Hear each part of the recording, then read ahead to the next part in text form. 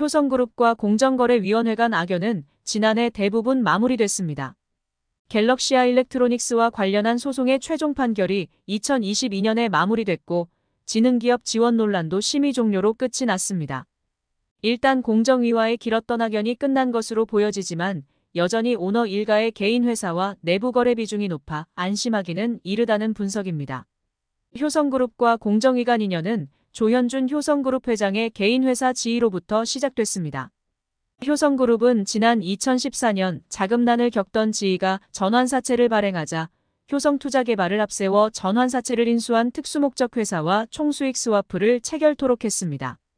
SPC가 전환사채를 보유하는 데 따른 약정이자와 담보를 제공하고 여기서 발생한 이익이나 손실은 효성투자개발이 가져가도록 구조를 짠 것입니다.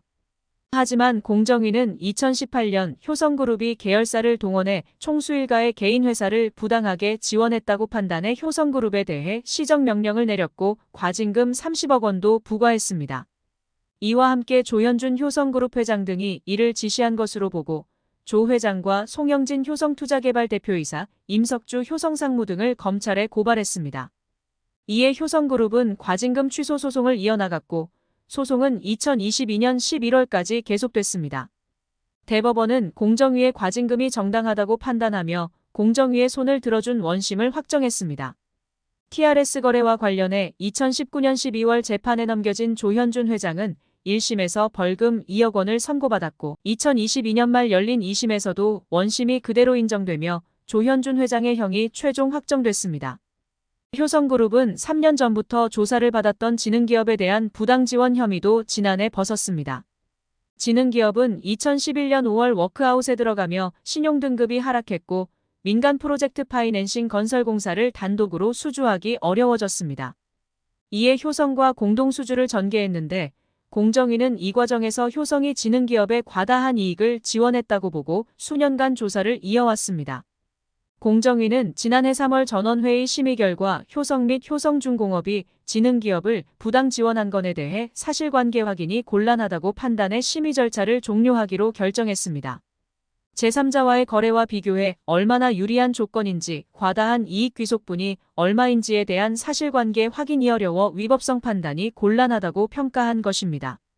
효성그룹은 지능기업 관련 심의 종료로 공정위와 관련된 이슈는 현재 전부 해결된 상황이라고 평가하고 있습니다.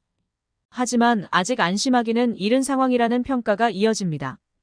효성그룹은 오너일가 지분율이 높은 계열사 가운데 내부 거래로 대부분의 매출을 올리는 회사가 여럿 존재합니다. 만약 특수관계 거래 중 일반적인 거래보다 유리한 거래가 있다면 또다시 공정위의 감시망에서 자유로울 수 없게 됩니다. 부동산 임대회사인 공덕개발은 조현준 회장과 조 회장의 부친인 조성래 명예회장이 지분 절반씩을 보유하고 있습니다. 공정위 공시에 따르면 공덕개발은 지난해 매출의 93.67%를 특수관계인을 통해 거뒀습니다. 또 다른 부동산 임대회사 트리니티 SM 매니지먼트 역시 지난해 매출의 55.4%를 특수관계인을 통해 벌어들였습니다.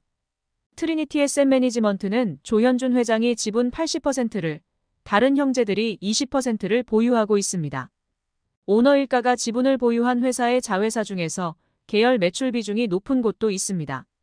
조현준 회장이 33%의 지분을 보유한 갤럭시아 머니트리의 완전 자회사 갤럭시아 넥스는 매출의 83.58%를 계열사를 통해 벌었습니다.